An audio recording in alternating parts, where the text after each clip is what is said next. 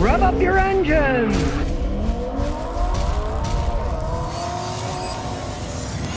Alright, today I got a sick Lexus IS 250. Customer bought it used. He was real happy, but then the check engine light came on. Well, you get a scan tool, of course. Turn the key on so the idiot lights are on. It says P0303. Misfire stored. A little more info. We'll go to the freeze frame data. It had 75% load, so it had a reasonable amount of load on it. It was just taking off. It was going 3 kilometers an hour. As you can see from this data, it was accelerating fast because the mass airflow sensor was 19.59 grams per second.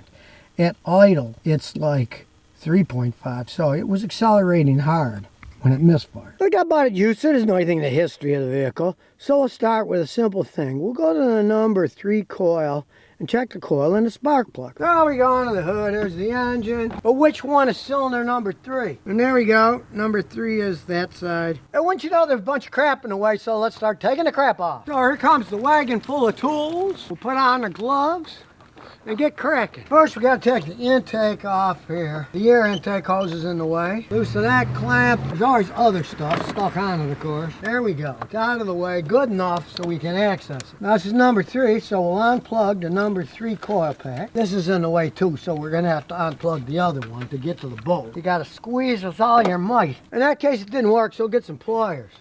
We can squeeze better with pliers. There, then it came off. We got a ratchet with a 10mm socket. We got to take this thing out of the way because that bolt's on it too. They don't give you much working space here. You can move it out of the way. Now we can get to the bolt that holds the coil in.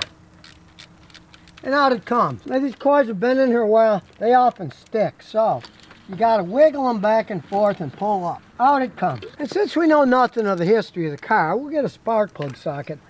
Examine the spark plug. We have no idea how old it is. It might be the original ones with 100-something thousand miles on them. And they're kind of taut. Usually they're not on this tight. Keep twirling until it comes out. There we go. And as we can see, it's in rough shape. Look at all the carbon. The electrodes are worn out and they're covered with carbon. Burnt oil. All I gotta say is the previous owner of this Lexus did not change the oil correctly. These are not really oil burning engines, but any engine will burn oil if you don't keep it clean and just keep driving and driving and driving. I had a customer once with one, he drove 80,000 miles, he changed the oil once. Ruined the engine over time at 102,000, the engine just let loose. It wasn't the car's fault, they didn't take care of it. So basically, we're gonna have to start from the beginning. We're really gonna have to start by replacing all the spark plugs. And that stinks on this engine. Because if you thought that was a pain, you got to take the intake manifold off to get to the other 3 spark plugs. A really stupid design. I realized one thing. These cars aren't cheap to repair. 6 of these spark plugs, they're unique style, was over $100 with tax. They're expensive. And that's why, even though this thing has well over 140,000 miles on it, the plugs have never been changed. Not only they cost a lot of money, but it takes all day to do it too. So if you're really thinking about buying one of these used, take one of the easy spark plugs out. See if it's all worn out like that. I would ask to knock a ton off. And truthfully, if it was like the one that came out of this all covered with carbon, I wouldn't buy the car. I'd say you didn't change the oil, the engine's ruined. Now it can still run fine, but it's always going to burn oil now. Now these 3 plugs are easy, so we'll do them first. You can see these are already coated. You don't put anything on them. You put them in dry on a cold engine, because you don't want to strip anything. Just twist them till they're snug. Go until they're snug with a ratchet. Let's check out the front one, see what it looks like. It's actually a lot easier than the other one. There we go. It's worn out too. Now it's not caked with quite as much carbon. It still shows the engine's burning a little bit of oil. But the number 3 cylinder is worse than this. That's why the number 3 one was misfiring with the code so far. Eventually they all would have. They all need replaced. Then we'll pull the last of the 3 out. And yet again, you can see it's got a reasonable amount of carbon on it. The engine burns a little oil. The person did not change the oil enough, the previous owner. You got to snap the connector back on, nice and tight. Don't forget the stupid bolt down here. That's half the spark plugs, but it ain't half the job. Now we got to take the intake manifold off. What a stupid design. Idiots design these cars today. So now comes the insane job, taking all the bolts off, taking off the throttle to get to the spark plugs because of moronic engineers. It's a shame they build them this way, but that's what they're doing. They don't give one crap about fixing them. And there's a whole bunch more. Plus, it's all plastic crap. Be careful, it can easily break. Then you gotta get all this anti-pollution equipment out of the way so you can get this off. Now we gotta take the throttle off because it's bolted to the manifold. 4 bolts on here. 1, 2, 3, and 4. Then we got to take them all off. And so you don't lose them, have a magnetic pickup stick ready if they fall so you can pick them up. And since the last one's in the back, put it over it so it doesn't fall. Then as you unscrew it, the magnet will hold it in place. See? It didn't drop anywhere then. And remember, they hide these bolts everywhere. There's another one hiding in the top here. Now it's definitely not going to come out without the magnet. And then showing that the Japanese have a perverse sense of humor, there's a bolt back there that you can't even see. It's 12 millimeter. You got to get it blind, have a wiggling socket, and then take it off. And there the stupid thing is, man, they're evil. But no, there's still more. This hose here's in the way. Squeeze it, take the clamp off. Be careful not to break the plastic. These manifolds cost a fortune, even though they're made out of cheap plastic. That's out of the way. Let's see if we got enough clearance yet. Well, there's other stuff we got to take off. Another hose off. Let's see if we can get enough room. We're getting closer. Now, this is in the way, so we got to disconnect this. We're almost there, but there's this stupid fuel line.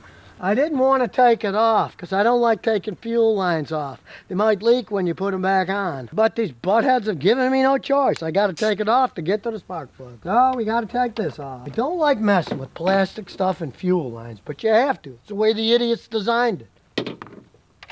Comes a stupid banjo bolt. We'll put it over here so we don't lose it. Now let's see if we can get it off. And then we unplug the last thing. Now we can actually get it out of the way. And there's the 3 stinking spark plugs.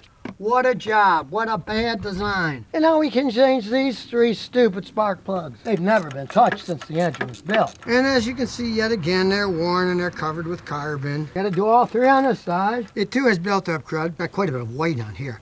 It's actually fuel. Whoever was driving this also used really cheap fuel. Can't blame that on not changing the oil. That's just fuel impurity.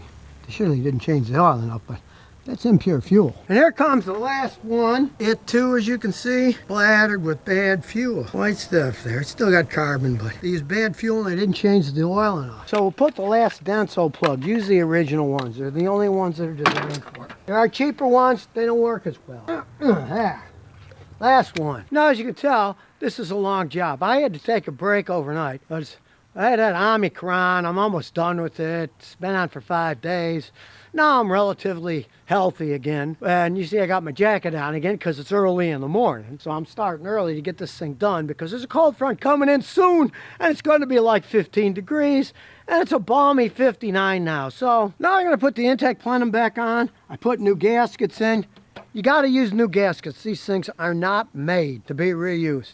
You get an intake manifold gasket kit, comes with all the gaskets that you're going to need when you do this. Yeah, pain in the butt, but that's how the stupid engineers made it. So now we got to put this back together. Now you line it up with these studs and slip it on and make sure that none of these hoses are pinching and causing an air leak. There's all kinds of hoses in the way. Now before I forget, this is the banjo bolt that holds the fuel line on. We're going to put that on first because I don't want fuel leaking. Put it through the banjo bolt. Then once you get it started, you want to start it by hand so you don't strip it. And do pay careful attention to that when you start it. If it's leaking, you got to make sure it's not leaking. It's fuel. It's dangerous. I don't know why these idiots built it this way. We got to take the fuel line apart to change the spark plugs and to top it all off. It's on a piece of plastic that could easily crack if you don't do it right. Then of course you got to get all the little bolts, put them in all the holes. First, just make them finger tight and nothing goes on cockeyed. And remember, they're all over the place. Get a strong flashlight. Now realize, that's plastic. It'll crack if you get it too tight. With plastic, you gotta use them. In this case, it's about 22 foot-pounds. So you set it at 22. Then you can tighten them right. You don't want to crack them, but you don't want them loose either. Then you turn it till it clicks. You heard the click, that means it's at the right torque.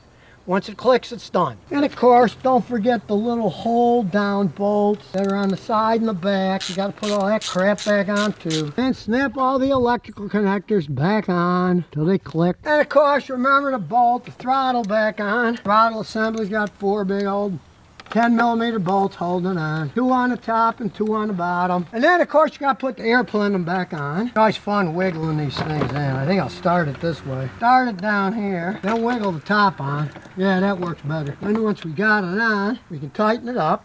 Don't forget to put all the pieces back. Massive vacuum leak if you didn't put that on. And a screwdriver. So we make sure there's no air leaks. Gotta get it nice and tight. You don't want it sucking air. And of course, mass airflow sensor. Make sure it's in there nice and tight. And do the other end. Now you notice I'm not putting all the plastic crap on because who knows? We gotta start it and see what happens. And if you notice, all the clips that held them in, they were missing. He bought it used, not even there. They don't serve any purpose. If you don't like a little rattling, you can either throw them all away or buy all the little clips and put it in. He doesn't care. He's just gonna leave it the way that it is.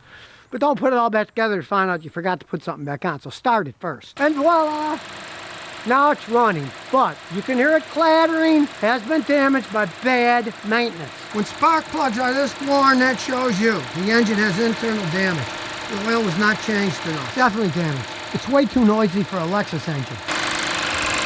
It doesn't run that bad, but the engine is damaged. So, learn one big lesson from this. You're gonna buy one of these things, just pull out one of the spark plugs. Not the ones where you gotta take the intake manifold, but one on the easy side. If it's all crowded up like that, the car wasn't maintained. Lexus makes excellent cars, but you gotta change the oil. You don't change the oil right, you end up ruining a perfectly good engine because of not changing the oil. Because he bought it at a Toyota dealer and they gave him that big as-is, no warranty piece of paper. And it was a few months ago. And as you can see, it runs okay. It's going to burn oil as time goes on. You can see it idles perfectly smoothly, but the thing is, it burns oil, that follows up the spark plugs. You see what a job it is to change the spark plugs? A gigantic, insane, expensive job. So, if you're ever gonna buy one of these used, check those plugs. They're clogged up with carbon and worn. Don't buy the car unless you're getting it dirt cheap. And needless to say, he didn't get it dirt cheap because he bought it at a Toyota dealer. So if you never want to miss another one of my new car repair videos, remember to ring that bell.